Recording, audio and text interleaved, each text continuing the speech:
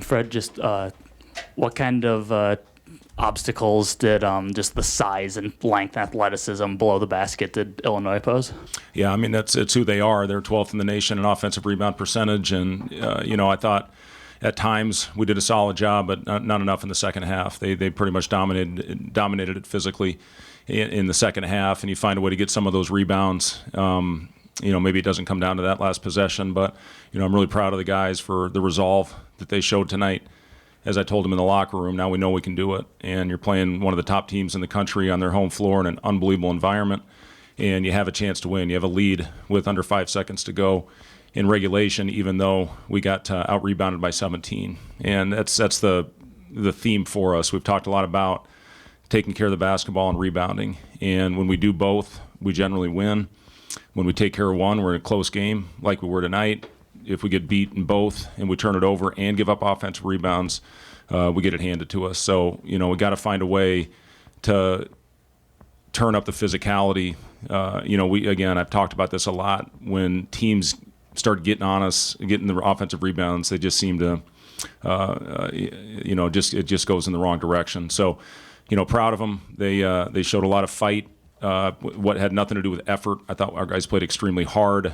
And when you're down 10 on the road with under 4 to go, it's tough to come back. But we scored 11 in a row. I think 11-1. Unfortunately, the one was the one that sent it to overtime. But, again, we showed we can do it. Just got to clean some things up and turn around. Another quick turnaround. I don't know. It seems like we played 100 games. I mean, we play every 2 days. So we got to get ready for a tough Northwestern team on Wednesday night. Casey had kind of a rough go of it the couple of games before that. He got loose tonight. What was he able to do to find looks and make shots? I mean, it's a matter of listen, the people were up in arms. What's going on with Casey? He had 2 games where he didn't make shots. He's too good of a shooter. He's too good of an offensive player for that to last. And, he came out and really got it going for us. I thought he missed some blockouts in the other end. Got to be better there. It's a tough matchup. When Casey's matched up with Guerrier at 6'8", 6'9", you just got to go out and seek contact. I thought our zone gave us some good possessions, but we just stopped rebounding out of it. And they had to go back to the man. But, it was, again, a good effort, and it was good to see Casey get it going again. I imagine it's still raw right now, but what can you take out of this game, erasing a double-digit lead, sending it overtime, second game in a row like that? There's 15 other people in the room, Wilson. They can I'm the ask only one from Nebraska. Too. Okay, I gotcha. You know what? It was we can take a lot from this one. And, you knock off the number 6 team and showed great fight and resolve in that one, being down 19 to a team that's hard to come back on in Wisconsin. And you come back from 10 with under 4 to go against a great team in Illinois. There's some things that we have to get better at. We have to clean up if we want to get over the hump on the road. But, again, as I said to the guys in the locker room, we showed we can do it. Now we just got to find a way to finish. Fred, you guys went with the 5-man on Ty Rodgers. We've seen a lot of teams in the Big Ten do that. What do you like about what that gives you, and how has he kind of grown to maybe complicate when he sees that defensive assignment? You know what? He does a great job, and, teams are playing off of him, obviously. I don't think he shot a 3 this year, but he is such a good cutter and slasher. And then the other thing, when you play off him, you got to go find him. You got to go seek contact and hit him and get into his body. But he's so good at getting around. And I think last year, you look at the 2 games, he had 10 offensive rebounds against us in those 2. And then he was unbelievable in that area tonight. So, even though you can play off of him and plug and try to help on some of those shooters, especially the back downs, when they have good matchups, he still poses a big problem because of his ability to cut, slash, get to the rim, and then one of the best offensive rebounders in our league. Fred, what happened on that 11-0 run where you guys, 10-point lead, and then all of a sudden you cut into it? What did you guys do so well during that run? Well, we got stops, and that I think was, it's simple as that. We found a way to string together. I think we got a kill, 3 stops in a row, which we hadn't done much in that half to that point. They hit some threes. Again, they pose a lot of problems with the way they play. Brad has done a phenomenal job with this roster with playing to the mismatch and basically saying, you can't guard me.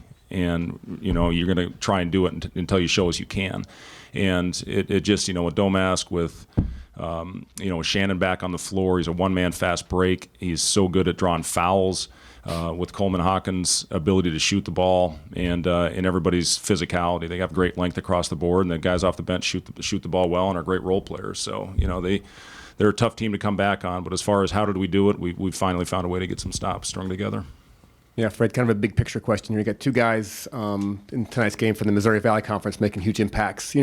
As a coach, when you're recruiting from the portal like that, what are you looking for from guys who are coming up from a lower-rated conference to a power conference? Yeah, I don't know if I'd call that a lower-rated conference. I mean, they've got some really good teams, and they're all very well coached. And I think the thing you're looking for is how do they fit into your program, how do they fit into your system, how do they fit into your culture. And for us, speaking on Rink, he has just been absolutely phenomenal as far as a leader and coming to work every day. He's not playing fully healthy right now. He had a knee procedure back in December, late December. And he just goes out and he's a warrior every time he steps on the floor. And I think Brad would say the same about Domask and Cricky obviously at Iowa is having a great year, and Lance Jones at Purdue. So the Valley has produced some really good players that have made the jump to this league. And I think the leagues are pretty similar. They're physical, they're tough. Again, you got great coaches in that league, and these guys you can tell how well they've been coached with how they've adjusted to this level.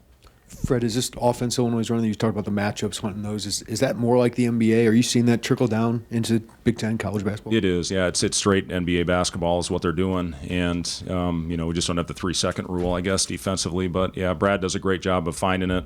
We were trying to come over from that other side, and again, that's going to open up some cutting for guys like Rogers and some of their other players, and put you in rotation as well. And, I think last year Shrewsbury was a guy that did a great job of it. And, I think some people are looking at that. We try to play the open, spread offense that you see a lot in analytics. I think with where they are, Izzo was going to disagree with me on this, but, with trying to create as many threes and rim opportunities and try to find the mismatch out there.